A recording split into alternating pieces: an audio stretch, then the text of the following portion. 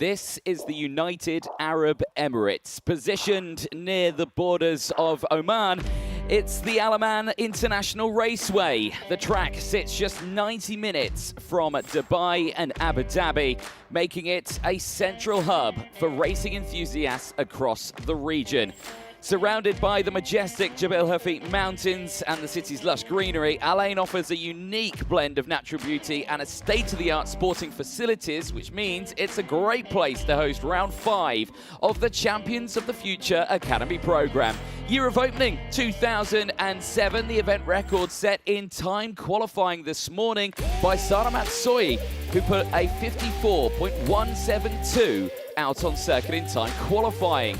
The racing, though, this weekend has been brilliant, but the track in closer depth, it's a fabulous venue that spans 1.3 kilometers. It's 275 meters down the full start-finish straight, 187 meters down the back straight. There are 14 corners out on this circuit, but the track widens from 7 to 10 meters.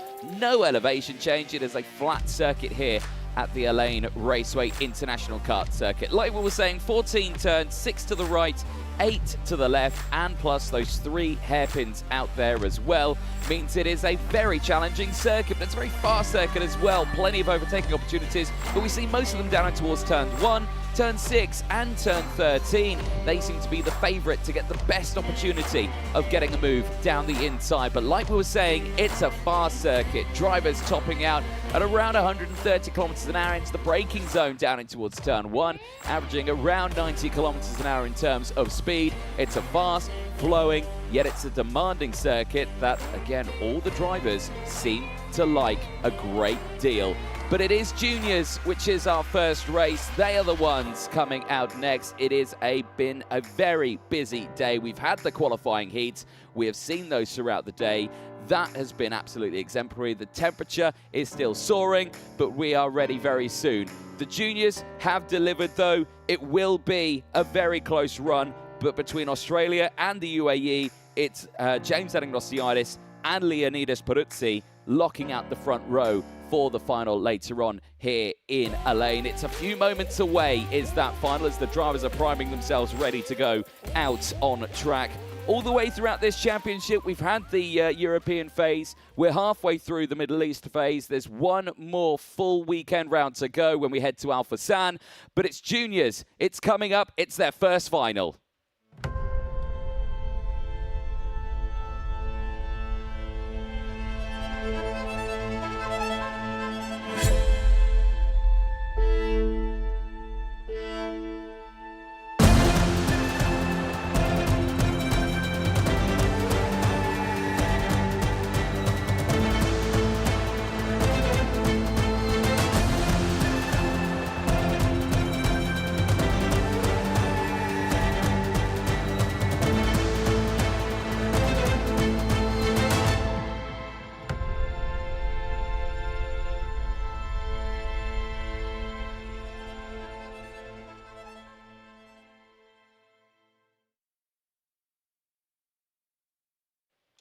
Well, like we were saying, that final coming up in a few moments' time. The longest race they will have done so far this weekend, 15 laps for the OKN Junior Final. 20.5-kilometer race distance is ahead of the field of drivers making their way out onto the circuit. Like we've said so far this weekend and today, the racing has been exemplary. It has been a tough one.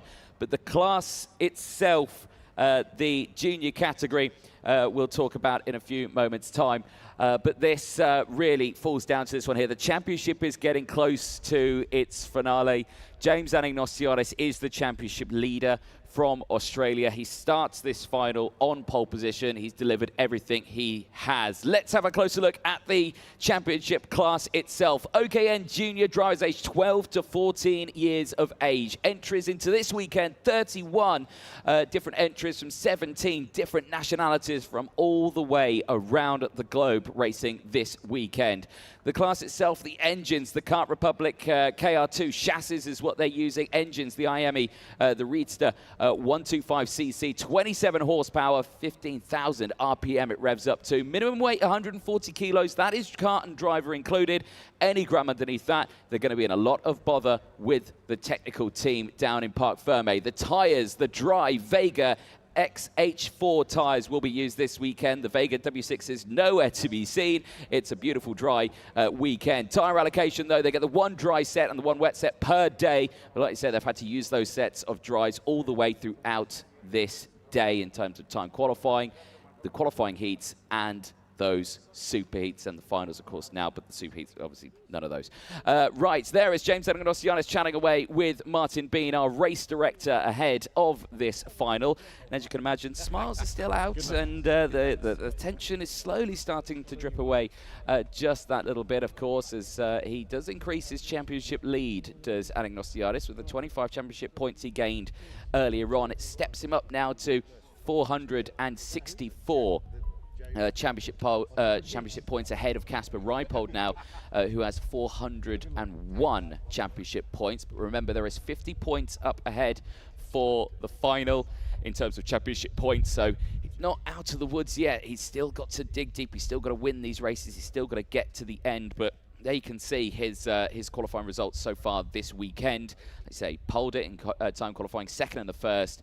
That put him on pole position for this one, and he's got a good example there. There you can see him just chatting away with Daniel Keller, and Daniel Keller's mechanic as well, Sam Fugit there, from Daniel Keller from Ireland. He had good results as well, fourth and a second place for him. But joining on the front row of the grid with James Anagnostianis is Leonidas Peruzzi. He has delivered some very, very strong results. There is Leonidas Peruzzi. He's had a first and a third place over the course of his qualifying heats. Third in time qualifying, still a very strong set of performances. And again, he knows how to pedal around this track. We saw how quick he was in that first qualifying heat. He knows where to get those overtakes done. He knows where to deliver those blows where it's needed, and has certainly delivered those. So we'll keep a very close eye on the driver of the number 11, like I say, starting this one on the front row of the grid.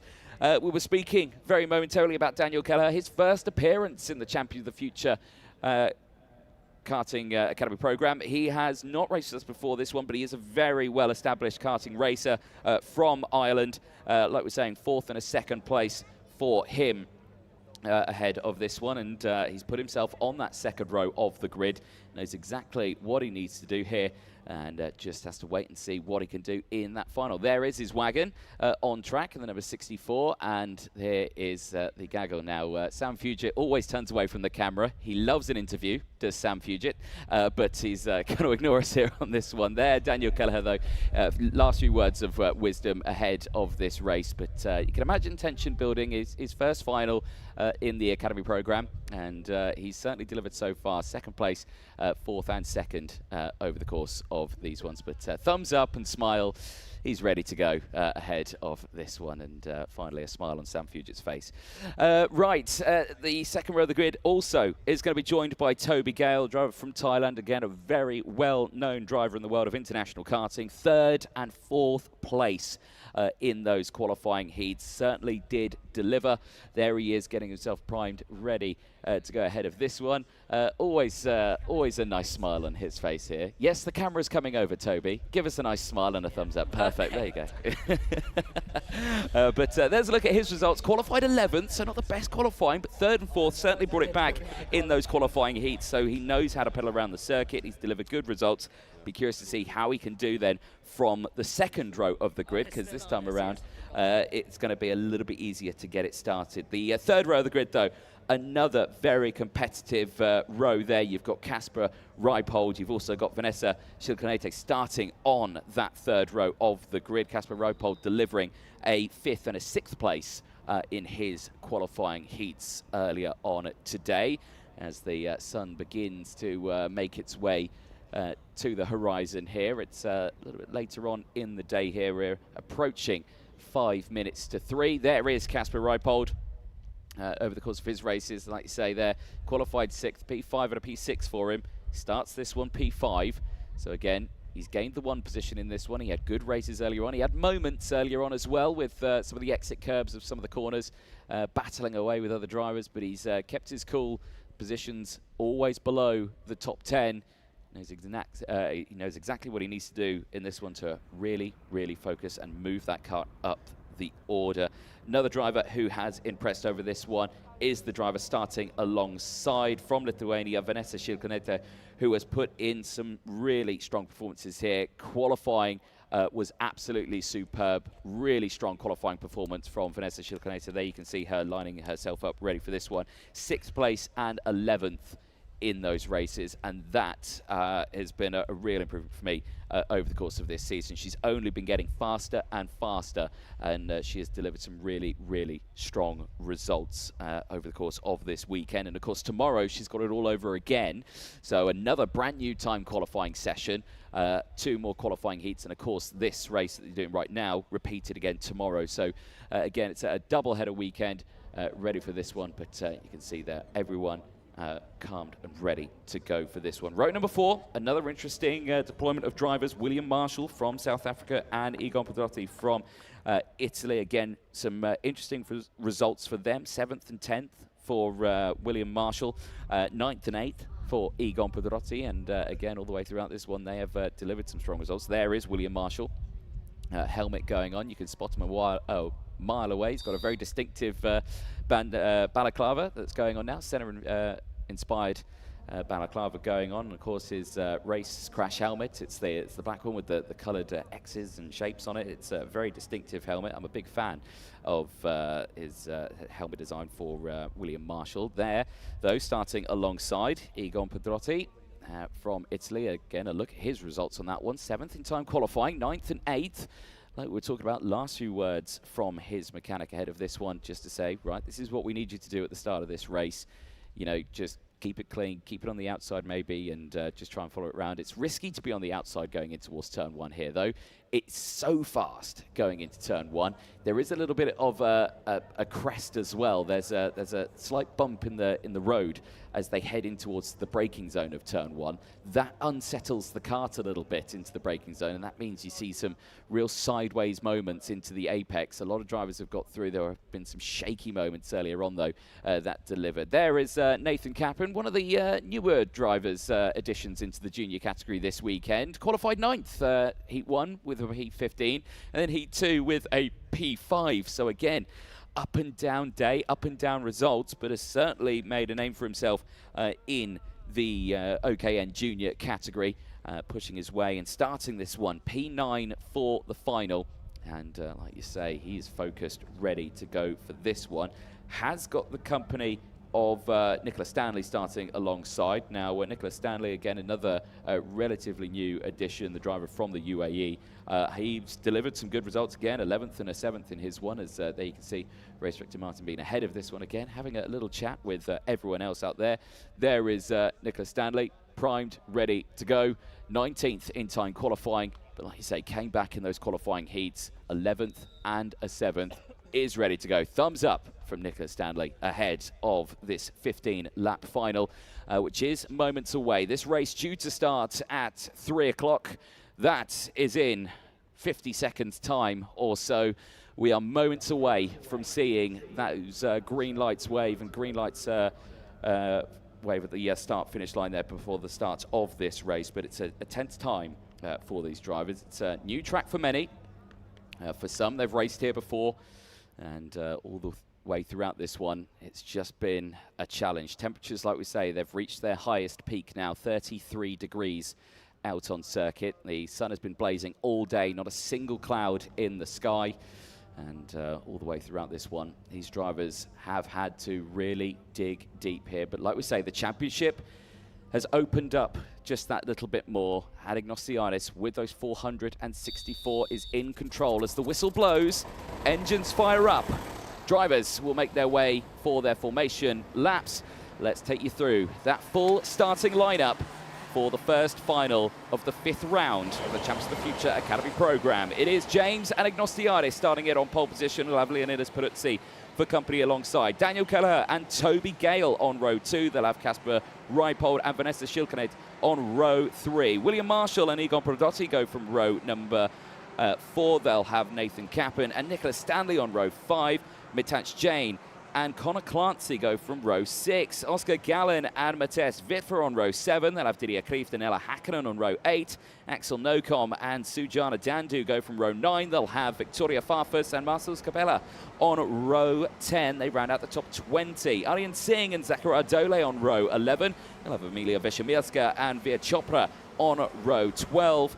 Angelina Simmons and Dinia Islamov go from row 13. They'll have Xavier Dudkovsky and Maxim Bobrozov on row 14. Karine Kaur and Vera Jurland on row 15. Sanjana Dandu will round out the 31 kart field on row 16, all by herself there. The previous race winners over the course of this one: Cremona in Italy, Casper Reipold and Ella Hakkinen; Valencia, James Anagnostiadis and Toby Gale; Franciacorta, Matthias Wittfer, and once again James Anagnostiadis. That second final win put him in the championship lead. Dubai as well was another interesting weekend as well. Maxim Bobrozov and Connor Clancy totaling 7 different final winners over the course of this season. Will it be an 8th different final winner at the end of this one in the form of Leonidas Peruzzi? Or will it be a repeat of James Anagnostiadis? Could he claim his 3rd final win of the season in Ain? We are moments away from finding out. Drivers making their way towards turn 13. They will hit the red line from there. No overtaking is permitted. They should be in 2x2 side-by-side rolling formation. They will slow down to that now. There you can see James Anagnostiadis backing the pack up just that little bit now as they enter into that final corner. This is turn 14 as they enter onto the start-finish straight. We look good. We look ready to go racing. Are we going to go green in towards turn 1? Yes, we are. The finals are underway. Down in towards turn number 1. And there's contact. And there's a huge moment into the barrier. And Marshall is one of them. William Marshall into the wall. There's others involved as well. There's 3 other karts involved out there. The 57's off the track. That's been disastrous there for the rest of the field. But so many drivers getting involved in that incident. They're all front runners as well. So, Peruzzi was one of them. Leonidas Peruzzi, he will not have that chance. He's out of this race. Kelleher managed to squeeze his way through. Toby Gale got caught out. Vanessa Schilkenet got caught out. Marshall, we saw him, and Egon Prodotti all getting caught out. And it was Veer Chopra as well getting caught out. And there you can see Marshall and Egon Prodotti talking to each other. Yellow flags are out. We're under slow procedure. So the race has been neutralised. The drivers have seen that now as they've approached the start-finish line. But that is a scary moment down in towards turn 1. Of course, drivers reaching the highest speeds out there, and there's more comings together there as well on track. That's gone terribly wrong for Angelina Simmons and for the likes of Xavier Dudkovsky. They are out of this race as well. And that into the final corner. So that's a very unusual one because they were under, I believe, slow procedure at that point. But they've had it coming together there. So that's a very interesting place for that to happen. And how did it happen? Oh, yeah, so Angelina Simmons had slowed down. Xavier Dudkovsky was still going at full pace there. And, well, Angelina Simmons will throw hands up and say, hey, I was slowing down for the slow procedure. But here we go. What happened here? So there was a little bit of contact there between, I think, so that was Marshall had made initial contact with, I think, Leonidas Peruzzi. Now, Peruzzi went up in the air. That slowed him down. Here it is again from another angle. Or they just disappear behind the sign there. Yeah, so Peruzzi, I think, was the initial contact there. He went off into the barriers. And then, well, it all went Petong there. No idea if that's just a racing incident. You can't really tell who's at fault on that one because I think it was just too many into one. But a very scary moment there and so many drivers out on that opening lap. That gives an opportunity then for drivers behind who managed to squeeze their way through to gain those positions. And that's what we're seeing here. We've got multiple drivers who have gained many positions. Sanjana Dandu is the driver who's gained the most, 13 places in that opening lap before the slow procedure had come out. So a very strong start there, but Anagnostiadis has managed to hold his position. He's fine and clear at the moment, but Daniel Keller has managed to squeeze through into second place. Reipold is still there third. Capin in fourth. Stanley in fifth at the moment. Mitanch Jane has gained 5 places, is there in P6. Oscar Gallin in 7th place. Connor Clancy in 9th. Didier Kreeft in... Connor Clancy in 8th, sorry. Didier Kreeft in 9th. And Aryan Singh rounding out the top 10 before the slow procedure had came out. So... that means there's an almighty amount of drivers out of this race. And let's go through that list of drivers who are out of this race to confirm. Leonidas Peruzzi, who was starting on the front row of the grid, is out. Toby Gale, who was on the second row of the grid, is out. Vanessa Shilkinator also out of the race. William Marshall, Egon Pedrotti, Veer Chopra, Angelina Simmons and Xavier Dudkovsky are all out of this race in 2 separate incidents out there. The one at before turn 1, and of course one into turn 14 as well. Static yellow flags. This means that I think we're ready for a restart here towards turn 1. So who's going to get the jump? Who's going to get the whole shot in towards turn 1? We go green and racing once more, and down in towards turn 1. Anagnostiadis holds on to that lead. He keeps Daniel Kelleher at bay, as this time they are single file going through turn number 1. Makes it a little bit easier for the drivers to maintain track position. Down in towards turn number 2 now. They go in towards that infield sector. We're already starting to see moves here behind. Nathan Capin trying to capitalise in this early stage, trying to move up into third, but it's not worked out for him. He stays there in P4. Action further behind as well. It looked like Didier Kreeft pulling out of the slipstream, trying to go for the move in the background. We're side by side again once more for 4th place, but at this time it looks like it's Nicola Stanley trying to get the move done, and it's all gone P-Tong there. And who's gone backwards? And that's not gone well at all. Now that was the Stanley and Capin battle, but I think it may have been Nathan Capin who got caught out there. We'll have to see what happens when the next cross another timing beam. Back with the front though, Anagnostiadis looking comfortable at the front here. He is breaking away. He has opened up a gap now of 4/5 tenths of a second between himself and Daniel Kelleher. As down the inside here looks Mitanch Jane, and he gets up into now. That's a little further up, so he's gained a fair few places actually in this one, has Mitanch Jane. He's gained up into P4 now, so this is a brilliant, brilliant race for the driver, the number 58. But there at the front, Anagnostiadis, he's got the clean air. He's got no drama around him right now. He's extending that gap. It's nearly at 7 tenths of a second right now. But the battle behind, that's the interesting one. That's the one that we need to keep an eye on, because it's changed once again. Reipold has got himself up into second place past Daniel Kelleher, and he moves down into 3rd place. All of them running a little wide there at the exit of turn at number 12 as they head down in towards 13. That's a huge send down the inside from Nicola Stanley, and Stanley gets up into 3rd place. That was a huge send in towards turn 13. You can see the bumps that they have to drive over on that start-finish straight, as again, back down the inside, Connor Clancy making the moves, and Clancy is certainly making the moves, not only on track, but in the championship as well, as with his positioning right now, he moves past William Marshall, and he steps up to 3rd in the championship standings as he breaks away in this one. We are on lap 6 at the moment, and once again, Anagnostiadis is breaking away from the rest of the field. This is how Casper Reipold got the move done for 2nd place earlier on. Down the inside, getting past Daniel Kelleher.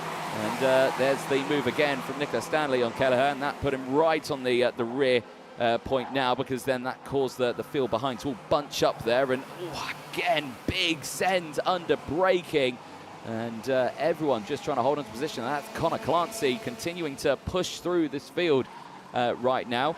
Aryan Singh is impressing. It's currently up to 8th place, 13 places gained, as this is still kicking off here as well. Now everyone's trying to get involved in this fight. Daniel Kelleher fighting back, going absolutely wheel to wheel there with Nicola Stanley, getting back up into 3rd place now, and up to 2nd place actually, because Mitanch Jane's gone to 4th. Connor Clancy there in 2nd. Reipold's gone to 6th place now. So the driver had got up into 2nd place now, starting to get on that back foot now, falling away. And all the meanwhile, Anagnostiadis has broken away. That gap now 2 full seconds out there. He has got no competition. That's no disregard to the other drivers. He's just had the clear track. He's not had to defend. He's not had to worry about anything else apart from just focusing on that racing line. This battle here, though, is just going to keep increasing that gap, not only in the championship, but out on track as well. Kelleher, Stanley, and Mitansh Jain still absolutely line astern right now as they head in towards turn number 2. Oh, big step of oversteer there under braking for Nicholas Stanley. Just tries to hold on to it, does manage to hold on to it. That was a very shaky one there, and again, Mitansh Jain just looking to the inside, did not get the exit. Now is going to be under pressure again from Kasper Reipold. Reipold is going to try and find his way back through this field now. He's already got back up to P5, so his original starting spot. He is still stuck behind Mitansh Jain right now, and he's got the pressure of Connor Clancy and Nathan Kappen, who is right behind. They have all gained positions in this race, but Connor Clancy is going to be a driver to really keep an eye on in this one. 6 places gained. He has certainly made his way through the field. In fact, I think he's made another one now as he's going wheel to wheel with the rest here. But Reipold's got his way through now. Reipold has got up into P4 now as they push on down towards turn 1. It's a long stretch down to turn 1. And all these drivers just trying to eke out as much as they can in this tight and twisty section. This is where these races are won and lost. Of course, those little fractions of a second lost here or there could mean the difference of having that slipstream or not on these long straights. There, the weekend results between the top 2 in this race. They've been near on identical, but Anagnostiaitis has just been on point in this one. First in qualifying, first in Heat 2, second in Heat 1, versus Kelleher's second, fourth, and the rest as well. But certainly these 2 drivers have delivered. Just a case to see whether or not he can close that gap up. It's up again, 2.3 seconds between the top 2, and it's going to be even more now because a change for second. Nicholas Stanley down the inside, outbrakes himself though, and is under pressure once more from Kelleher. Not enough though, and Stanley holds on to P2 and continues this second place battle all the way throughout. They know they're not going to catch up to Anagnostiaitis. He's clear and dry at the front of this one, and he's going to claim another 50 championship points at the end of this one, at the end of this race. But that gap just continues to increase even more. But Stanley, Kelleher, Reipold, Clancy, Kappen, all in there. But Stanley runs wide, and through goes Kelleher. Kelleher now going wheel to wheel with Kasper Reipold, who's back up into 3rd place now. Reipold on the recovery drive here after that moment. And you can see there his mechanic just saying, think to Daniel Kelleher, focus and go. Focus and go. Don't start battling away. Don't start going defensive lines. Here we go. That was Victoria Farfus down the inside. She's just got past Nathan Kappen as well. She's moved herself up inside the top 10, and she's up into P9 now. Again, a good drive from one of the Discovery Drive Initiative drivers out there. But some top talent from all the way around the globe racing, as Oscar Gallin sets the fastest lap of the race, 55.784 now. Pushing his way through the field. Gallin currently in 17th place right now. He's dropped down in this order. He's still looking very strong in terms of positioning. The stats between Stanley and Kelleher at the moment, you can see a drastic difference in time qualifying. Nicholas Stanley, who's currently in 4th place now, certainly has delivered over the course of this one. That's his Kelleher, his second, his 4th, his second as well. So it's been a tough day for Reipold. There is Kasper Reipold's results. 6th, 5th, 6th, currently 3rd in this. So again, it's been on and around par, these 2 drivers. But right now, there's 2 going wheel to wheel. They've swapped positions constantly throughout this race. Are we going to see some more here? Daniel Kelleher has the chance now to try and close up a 3.1 second gap. The problem is they're on lap 12 of 15. There is not enough time to close that gap, and it continues to stay the same. They're matching now the pace of Anagnostiaitis in the lead. They're not bettering the pace, which means that gap is not closing. It is now just in limbo. So the gap's not going to come down anymore. But here, though, Daniel Kelleher, it's all down to him here. if he can hold off Kasper Reipold. Reipold, though, has delivered. He knows this track very well, and he's got that fight there, and the fight behind is still kicking off as well in the meanwhile.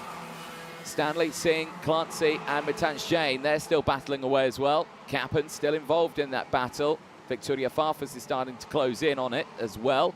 Axel Nocom there. Dia Kreeft, Zachariah Dole, Matej Vitva, Oscar Gallin, and Marcel Capella running at the top 15 right now, but eyes focus on this second place battle as Kelleher continues to set that fastest lap of the race. 55.626, a very quick and competitive time.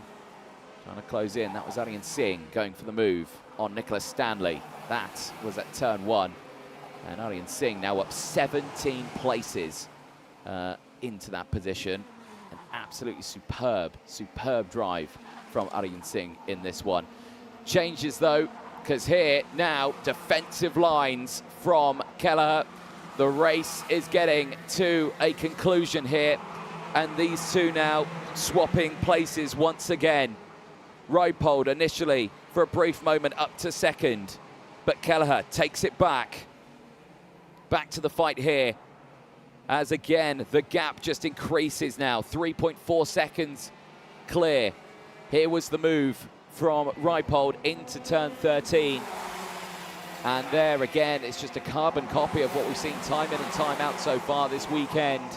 You get that long push down the 187-meter back straight. There was Kelleher reclaiming that move. Once again, Reipold going for the move at turn 13. That is where he knows that Kelleher is weak, but Kelleher will fight back towards turn 1. Reipold to the inside as we go on to the final lap now. Kelleher's going to try and get the switch back here. It's not going to be close enough for it. Down into the braking zone, into turn 2. Reipold, crucially, doesn't go defensive there, doesn't feel like he needs to go defensive. Not many overtakes have happened at turn number 2. We've seen many here at turn 6, but this time around again, no defensive line. He will sweep to the inside here though. He'll watch the inside line towards turn 7 and 8. Kelleher's chances of getting back into P2 are getting very slim now, but he's going down the inside of the exit of turn 10, and he's managed to get it done in towards turn 11. Absolutely superb, but Reipold has been going for the moves at turn 13. Reipold once again is going to go for it here, but he's been squeezed to the outside. Kelleher will hold on to the inside line. James Anagnostiadis is going to take the checker flag. He'll increase his championship win. He will claim the win, but who's going to get second place across the line? That's going to be the question. It will be Daniel Kelleher across the line, clear by less than 1/10 of a second, and Reipold is exhausted after that one. His head falls into his hands, and he says, I nearly had second place there. But third place is still a brilliant result, and Reipold holds on to second in the championship. But Daniel Kelleher, it's his first appearance as well, so he's not in that championship fight, but he is certainly putting in the work here. This was that moment of the final lap. There was Reipold down the inside, so he actually got the move done, but it was the run to the line, and that run to the line just went to Daniel Kelleher across the line. Well, drivers make their way back into Parc Fermé. Imagine there's a bit of a clean-up job after this one, after that first initial incident at turn 1. But there's a look at your full results. Anagnostiadis from Daniel Kelleher, Reipold from Nicholas Stanley, Connor Clancy from Nathan Kappen, Aryan Singh from Mitansh Jain, Victoria Farfus finishing in 9th place. Yeah, best results in a final this season. Axel Nocom finishing in 10th place ahead of Zachariah Dole. Oscar Gallin from Ella Hakkinen. Matej Vitva from Maxim Bobrojov. Dinia Islamov from Emilia Vishamilska. Marcel Capella from Sanjana Dandu. Dia Kreeft from Sujana Dandu. And Karine Kaur, who rounds out the 22 finishers in that race. There, James Anagnostiadis increases his championship lead now. He has 514 championship points ahead of Kasper Reipold's 439 championship points. Well, a look at the highlights from that one. There was one of 2 incidents at the start of that race. That was the reason why Angelina Simmons and Xavier Dubkovsky out. This was the first initial incident that brought out the slow procedure, and, well, a big, scary moment for so many of them. Marshall, a big hit into the wall with Egon Pedrotti. But you can see the drivers just tucking into that inside. And, you know, that happened right where that crest is on the apex.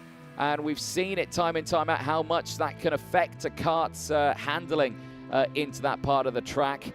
And I think that may have been the main culprit of that one, just a kart just hitting that apex a little bit too harsh. And yeah, unfortunately, so many drivers just going off there at turn at number 1. But everyone getting caught out there with the cameraman squeaking up behind them. Race restarted once confirmed all drivers okay after that incident. And Ain Raceway straight away holding on to that lead, maintained his composure on the restart, pushed his way forward. That was Stanley going a little bit wide at the start of that restart there, and unfortunately that put Nicholas Stanley in a bit of a tough spot. Stanley would fight back though, straight back down the inside, and would get up into 3rd place in the early stages. Would slowly lose out on that one, because then would try and get up into 2nd place. There, did get up to 2nd place, but Daniel Kelleher 2 for 1 at turn number 1 and gets up into 2nd place on lap number 7. Lap 8.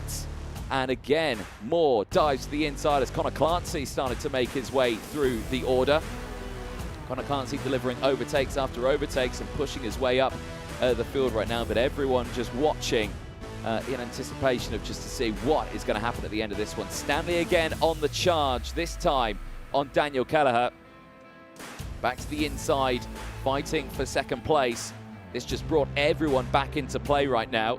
But that mistake, that costly mistake at turn 11, just too quick on the apex at turn 11 and just runs wide.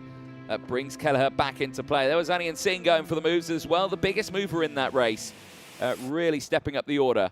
Reipold back to the inside at turn 13. These two just would not leave each other alone. Reipold and Kelleher line astern for most of that, trying to close in on Ain Raceway, not close enough.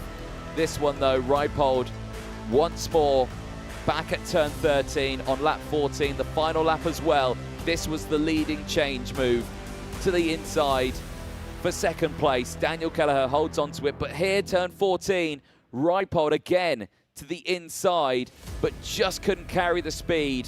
It would be James Ain Raceway claiming the win and clearing it by seconds out on track. A dominating performance from James Ain Raceway here at the Ain Raceway, but it was a photo finish once again for Kelleher and Kasper Reipold. Nothing between the two of them as they cross the line, but Daniel Kelleher managing to get the run to the line. We'll see the juniors out later on. They'll be back for their podiums, but we're going to turn our attention now to the Mini 60 category. They are coming up next.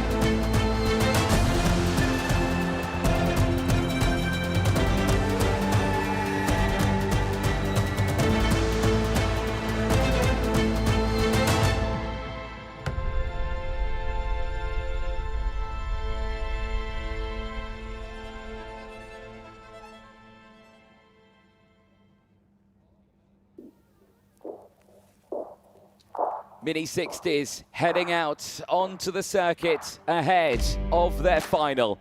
It is moments away as the drivers' parade begins.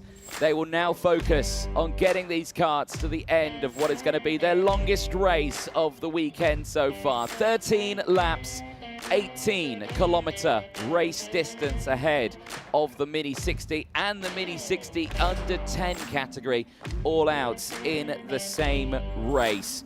It has been, so far, for the Mini 60s, a challenge here at the Ain Raceway. The circuit is fast, it's fierce, and it means that these drivers have had to work with their slipstream. The category itself, Mini 60, drivers aged 8 to 12 years of age, 27 entries into this weekend from 13 different nationalities from around the world. A great showing for the category.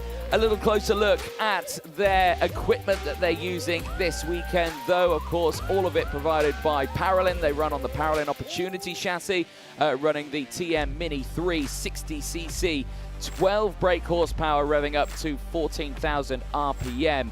That engine is a mighty engine that they're going to be using this weekend. Minimum weight, 110 kilos, that is kart and driver included. Again, any gram underneath that, they're going to be in trouble with the technical team, and then, fundamentally, the stewards team as well. The tyres, the Vega M1 tyres being used this weekend. No rain in sight, which means the Vega WM1s will be nowhere to be seen. Tyre allocation, same as the rest. They get the one dry set per day that they have to use over the course of time qualifying heats, and this race here, the final, that is coming up in a few moments' time. These drivers now have to think what they want to do, because throughout this weekend so far, the qualifying heats have been so impeccably close. Races have been won by mere thousandths of seconds. No one has really dominated today, but the finals have been dominated. Albert Tam and Alessandro Truchot and Cremona, they won the first ones, but then Bruno Priam in Valencia and then Franciacorta has dominated in the second half of the European phase.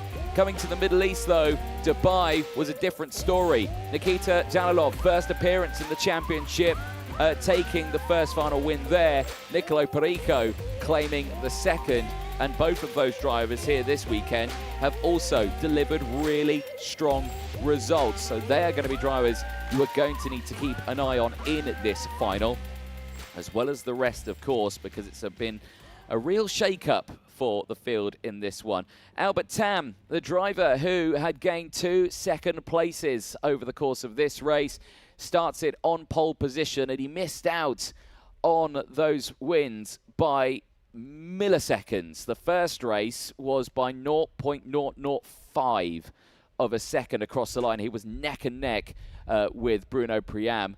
The second race, he was second by 0.042 tenths of a second. So absolutely nothing between the two of them there.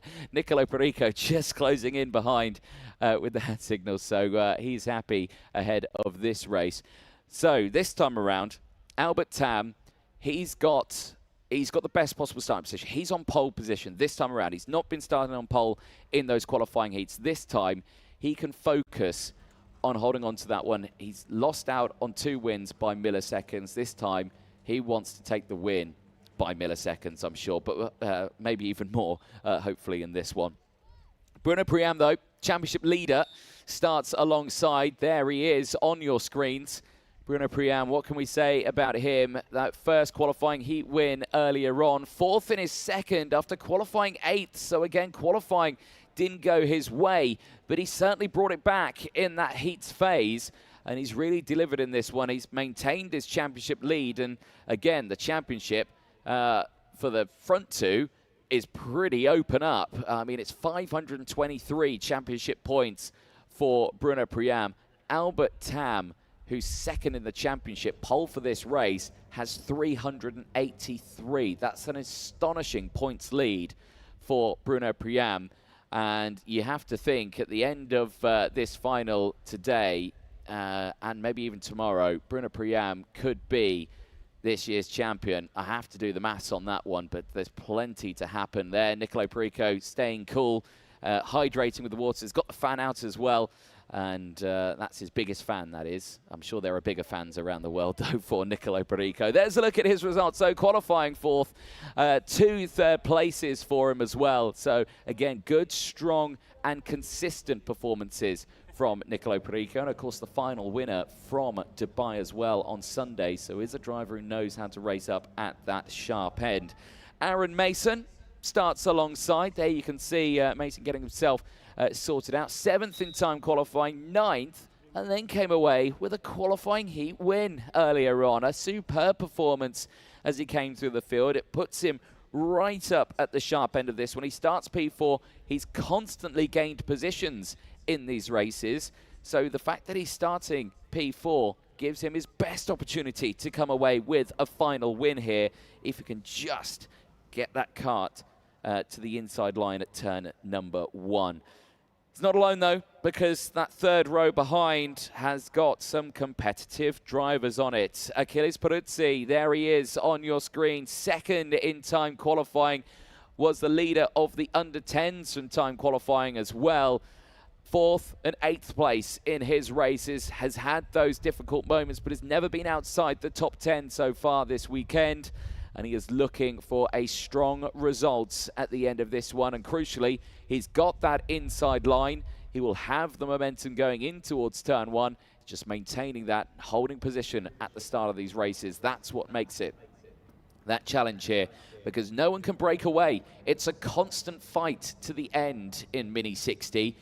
Because that slipstream, because the tow, these drivers just cannot escape. If you're on your own, you're going to get caught up. We saw it earlier on when we saw it where Nikita Jalilov, he broke away and was in the lead by about a second. 1-2 laps, he'd lost that lead, not because his pace was slow from his standard, it's just the slipstream effect. They caught up instantly. There on your screen as well, Marc-Martin Lomet starting alongside the Estonian as well. Really strong results over the course of the day, and starting alongside Achilles Peruzzi on that third row of the grid. Row number 4 is the pole sitter from time qualifying, Nikita Jalilov. Those qualifying heats, like we're saying, just didn't go fully his way, and he has stepped backwards just that little bit in the intermediate classification, and he starts this one on the 4th row of the grid in P7, so it's put him on a back foot here, but he had a great showing in Dubai in his first appearance in the championship, and pole again here at Ain certainly has delivered what he needed to do. But he's got the close company of Atika Mir starting alongside as well, and she has also certainly delivered this weekend. Yellow flag waving then means 30 seconds before engines fire up and the field make their way off for their formation starts. It's been a challenging season for many.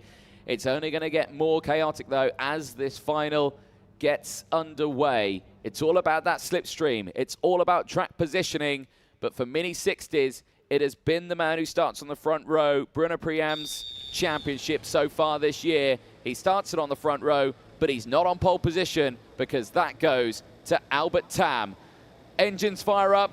Let's take you through that full starting order then as the drivers make their way round for their formation laps. It is Albert Tam and Bruno Priam on row number 1. Nicolo Perico and Aaron Mason go from row 2. And they'll have Achilles Peruzzi and Marc-Martin Lomet on row number 3. Nikita Jalilov and Atika Mir go from row 4. They'll have Ava Lawrence and Ari Kallenberg on row 5. Then Yila Verba and Oscar Singh, they go from row number 6. Matis Brageau and Vincente Capella go from row 7. They'll have Koda Singh and Lorenzo Zucchetto on row 8. Jan Gozielik and Theodore Constantinou on row number 9. Benjamin Karajkovic and Davide Di Filippo go from row 10. They round out the top 20. They'll have Giovanni Desani Jr. and Sebastian Kurz on row 11. Saif El Abadli and David Chitov on row 12. They'll have Suleiman Mucho and Daoud Sanfari on row 13.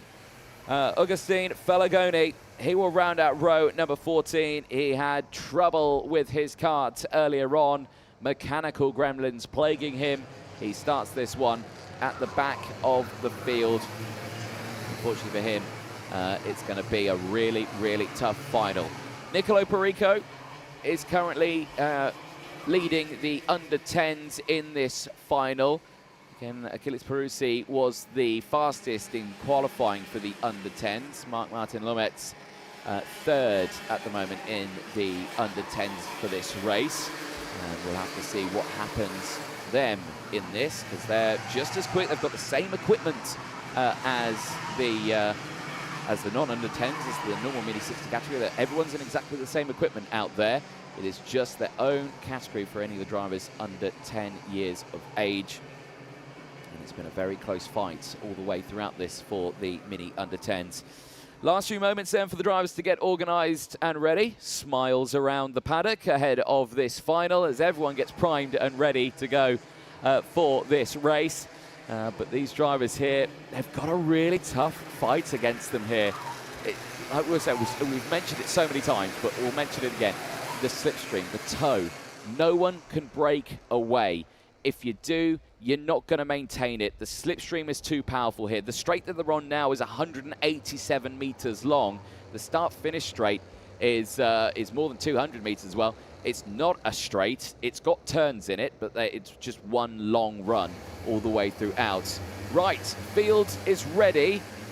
Looks like Albert Tam went a little bit soon there, but he's backed it back off again now. The field looks good. We should be green and racing for the first time here as we enter the tram lines. We are green and racing down towards turn 1, and Tam holds on to it. Bruno Priam did not have the getaway he wanted.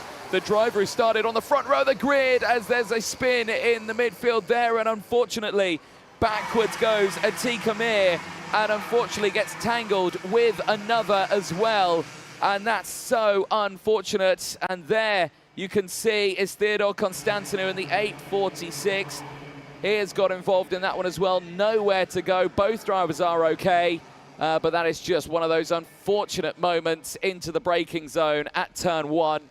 And, well, they're going to get restarted here. But, well, technically marshal assistance there. But Atika Mir is going to get that engine fired up and get going again. But that is a very, very difficult moment, and there you can see, yeah, now getting pulled off the circuit there. It's not going to go, and yeah, that's an unfortunate one for them. And I think they got the green light that if they do get marshal assistance, they're out of the race. They can't restart it. If they get assisted, that is it. Across the line, though, the race continues, and Albert Tam and Nicolo Perico are first and second right now. Achilles Peruzzi up to third. He is holding on to that one then. He's had a good start, 2 positions gained. Zalalov's gained 3 places. He's up to P4. Aaron Mason from Bruno Priam. Like we say, Bruno Priam on that outside line just didn't get the run in towards turn 1. And unfortunately did drop back in the field. But he's been in this position before. He knows how to close in. And there you can see confirmation.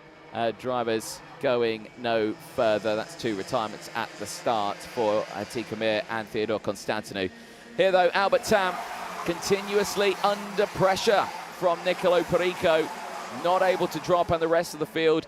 It still calls it as one big group from first all the way down to 24th. They're gonna go for the moves though now. Aaron Mason down the inside of Nikita Zhalalov, sends it down the inside. Bruno Priam follows, and now they are 4th and 5th place out on circuit. Nikita Zhalalov down to 6th place now as Mike-Martin Lourmetz closes in. Now this is a risky spot for the second group. This is a risky spot for the second group now because there's a huge battle happening for the race lead. You can see 5 of them there in that group. It means from 6th place downwards, they need to try and close that gap because a group of 5 can break away from the rest of the field only if they work together. If they continue to battle and fight and switch places, that will keep that second group in tow. But again, we're not seeing that just yet. Peruzzi in 3rd place. He's been the one that's been looking to go for the moves in this early stage. This time now, thinks against it through 11 and 12. Is there going to be a move here? He says, right, go. Don't defend. No one has. And that's gone well. Aaron Mason was the winner of that previous qualifying heat earlier on today. Staying there in 4th place. And you can see the hand signals coming in thick and fast from the mechanics, from friends and family, just to say, come on, keep pushing, keep fighting, don't look back. Looking back will only result in one thing, end up going backwards, but these drivers digging deep. Live feed on the right-hand side of your screen, race start on the left-hand side. The front of the field, all fine. Bruno going wide, but there was the moment. Atika Mir just, I don't know if she was assisted there, but unfortunately for Theodore Constantinou, he had nowhere to go on that one, just unfortunately drove straight into the oncoming cart. Another angle of it here. Was there contact? No, I don't think there was contact. I think it was, again, just that inside curve. A lot of that inside curve, it just unsettled the car into the braking zone. Other drivers had to scatter to avoid everything there, but they got restarted now. Back to the full live picture here, and Tam still holds on to this lead here. And Perico and Peruzzi still line astern. Mason still there, but here we go. Well, that was an interesting one here because Peruzzi was the first initially to go for the move, then backed out of it. That gave Mason the green light to go for the move. And Aaron Mason now up into third place. So a huge bit of drama there for the drivers in that sharp end. Jalilov set the fastest lap of the race now. It's still in this race in P6, but Peruzzi's gone down to P5 now. So again, just that initial look to the inside was enough to unsettle the kart into the braking zone of turn 1. And again, now it's just dropping into that field. And that's a really strange moment to be in now for Peruzzi. He has lost the slipstream from the drivers ahead, and he's got a gap between himself and Ava Lawrence just behind. And you would think for Peruzzi, the smartest thing to probably do here is drop back to that group behind and hope that they can push you along back to that lead group. But that's a very difficult situation that Peruzzi is in right now. He's got to dig deep. Here, though, the lead four, they're going to continue to try and break away here. Albert Tam and Perico, first and second, a look at their weekend results so far in this one. And again, very similar in terms of their results here. Near matched through all of them. Third and fourth, second and third, the rest as well. But for these drivers, it's all been an interesting one. There's Perico and Mason's results, and Mason has certainly had to dig deep in this one. Qualified 7th, 9th, first in his second qualifying heat. That was the one where he really started to shine here at the Ain circuit. And again now, he's shining once more. They're in third place. But he has got Bruno Priam for company behind. And all the meanwhile, that's going to make it very, very challenging for all of these drivers here. But Albert Tam doing exactly what he needs to do here. He is controlling that first group pack. He is just trying to maintain everything he can. Track position is vital here. He doesn't want to invite a driver to go down the inside, but he doesn't want to not try and hold a tighter line to the inside, because again, he's just got to think. He wants to make sure he just can't allow someone to do that move down the inside. But if he goes fully defensive, then he gives the green light to everyone. It's such a strange situation for a driver like this to be in. Do you defend? Do you attack? Do you take your normal line? There's so much you can think about. And already we're seeing that different line here, because Perico just keeps going a little bit tighter here through some of the corners, or a little wider on the entry, swinging it out, trying to get that switch over move. But all the meanwhile, he's in his own fight. Do I attack or do I defend from Aaron Mason behind? Because Mason's been going for moves left, right and centre throughout this race and throughout this race weekend. We've seen him gain so many positions throughout it. At this time, just thinking what he can do and where he can do it. But here, though, Bruno Priam, he's going to make the first move in this lead group. That's an interesting one, because now he's opened up the gap between Perico and himself. And you can see there the real estate that he's lost here. Is he going to be able to find that pace to close in? He's not lost the slipstream. So yes, he'll be back with the fight. The same question, could that be said for Aaron Mason? Because he has dropped off the back. There you can see there's at least 2 kart lengths between Bruno Priam, and Aaron Mason. And right now, he's just got to think, can I close in? He does not want to end up in the same situation. And there, you can see he's lost the toe. He's lost the slipstream. Aaron Mason is out of that lead group. He is not going to be able to close back in unless they start fighting. You saw there on the back straight. You'll see it again here now. He will not close in, and he will just fall further and further away, but that might help him out there. Bruno Priam to the inside of Nicolo Perico, and he has gained it, and it did bring the likes of Aaron Mason back into the fray. In fact, no, that's Albert Tam. That's the race leader. Albert Tam is down to 4th place now. He's gone from 1st to 4th. The driver who has missed out on taking a qualifying heat win this weekend by milliseconds out on circuit is now down to 4th place, the lowest position he's been in so far this weekend. And we are on lap 9 of 13 here. Time is running out, but this time He has still got the company of Aaron Mason. 2 can catch 2, but who are going to be the faster group of 2 here? Perico and Priam, Mason and Tam behind. Who is going to get this race? Bruno Priam so far has dominated as Albert Tam once again changes position back to 3rd.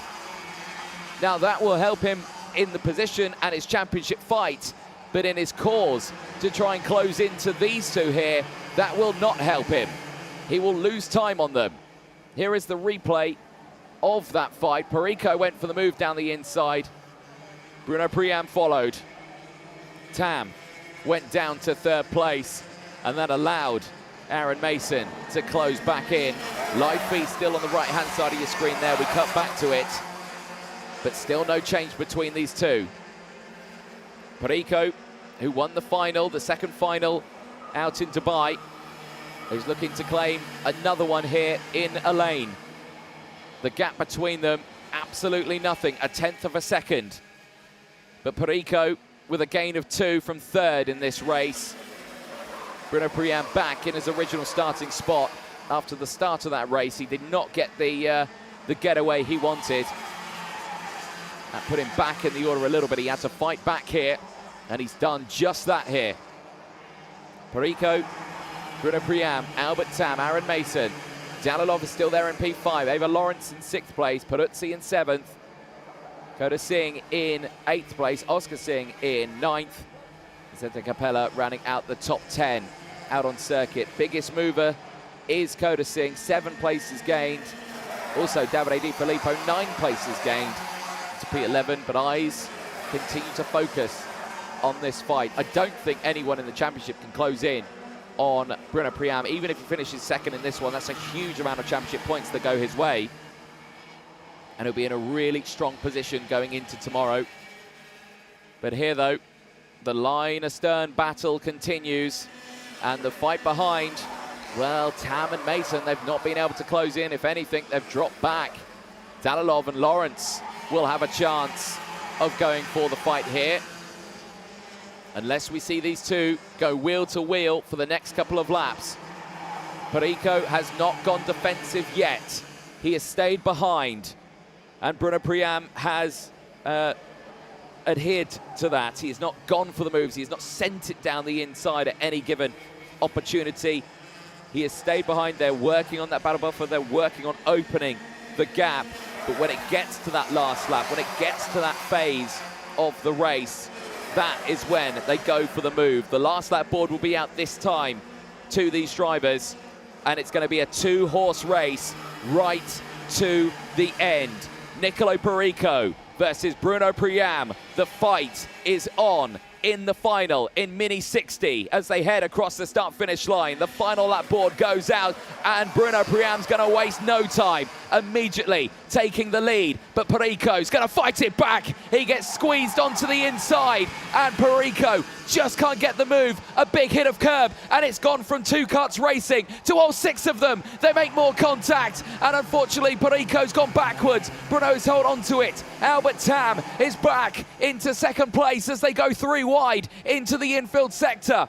Bruno Priam controls this race, and he's got a 2-cart lead now from Albert Tam. But Tam now defending from Nikita Jalilov. Jalilov is there in 3rd place. Could he come away with 2nd in this final? Through turn 11, through turn 12, the back straight, the slipstream. Can the 2 behind close in on Bruno Priam? Can they get the move done? They certainly can, but Bruno Priam is going to hold on to that inside line. He'll go defensive, he'll get the run, he'll get the charge, and after 4 final wins, he'll make it 5 final wins. Bruno Priam controls the final here in Mini 60. He crosses the line, he wins his 5th final of the season.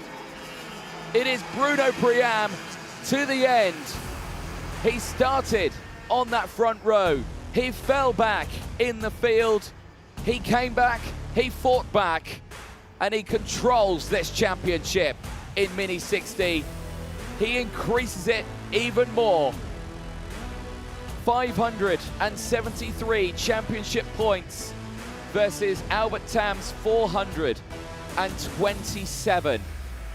With tomorrow to go, that's got a grand total scoring of 76 championship points. And of course, Alpha San.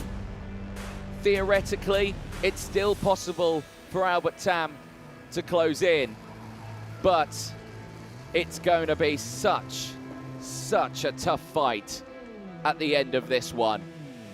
Bruno takes that win ahead of Albert Tam.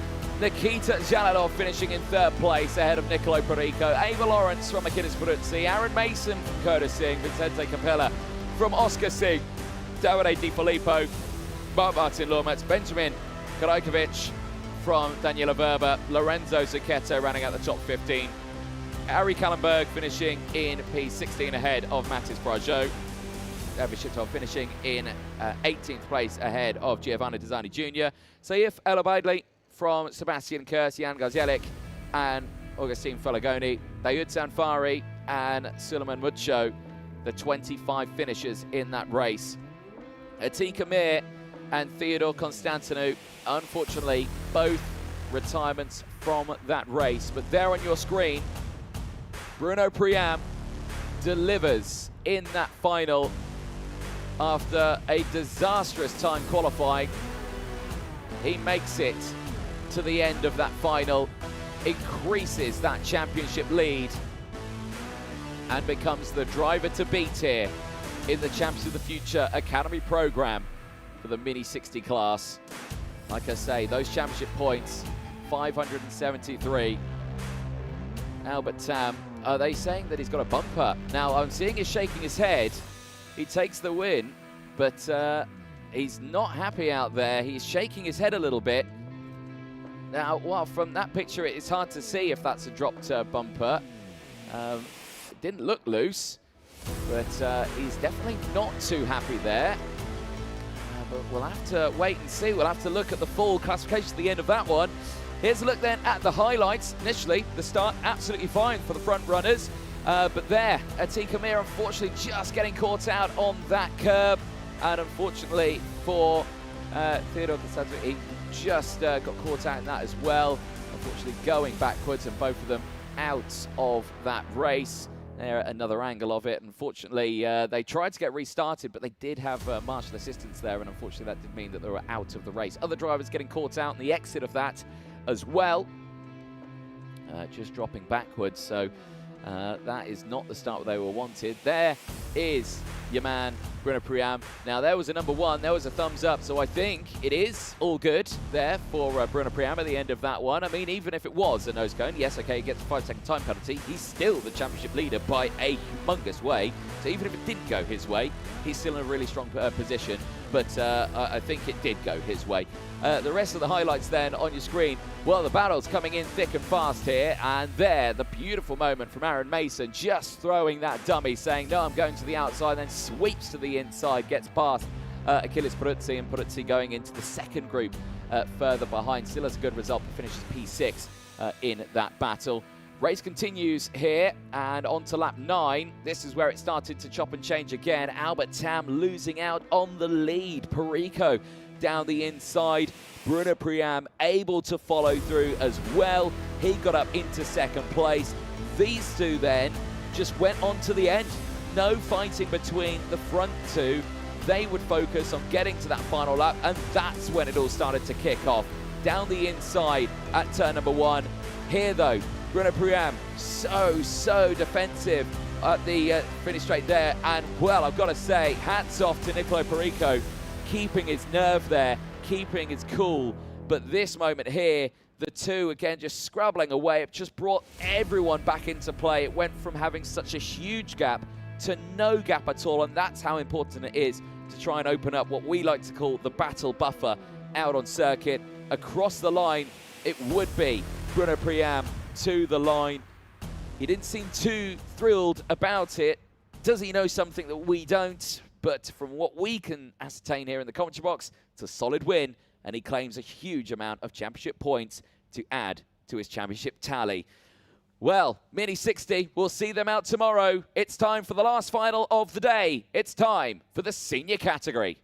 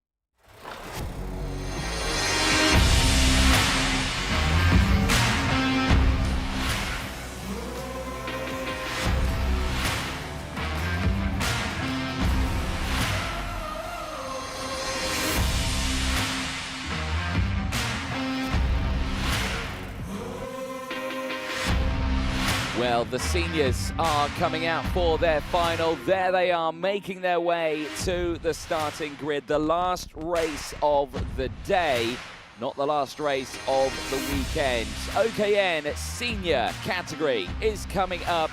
Their final, 17 laps, 23.5 kilometer race distance is ahead of the field here. And again, all the way throughout this one, it has been a very interesting set of races. Sara Matsui at the start of today put it on pole position. A brilliant result. But here, the category, OKN Senior, drivers aged 14 to 18 years of age. 29 entries from 18 different nationalities ahead of this weekend at the Ain circuit. The class itself though, the chassis, the Kart Republic, the KR2 chassis, it's the same as the juniors, except this time they have an unrestricted full senior engine. The IAME 125cc, 35 brake horsepower, revving to 15,000 RPM. Minimum weight, a little bit more as well, 150 kilograms. That is kart and driver combined together.